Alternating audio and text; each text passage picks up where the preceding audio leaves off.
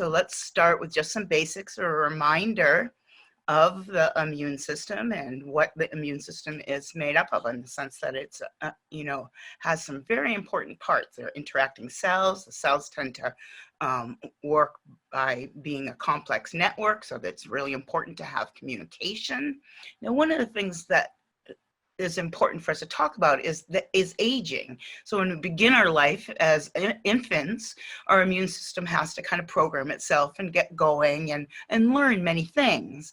And as we use our immune system through our life and then begin to age more and get towards the other end of our life, we can also see that there's changes in our immune health. So food across the life stages, in the sense of that we can get herbs into all ages of life. And infants and children can use herbal syrups and herbal punches, popsicles that are made from frozen teas and punches.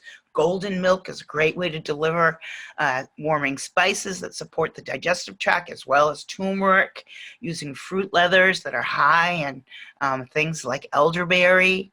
So a couple of things about alkaliminize. Now we're talking about the specific compounds. We're not talking about the whole plant in itself, but we know that these compounds found in the plant do tend to be absorbed through the oral mucosa.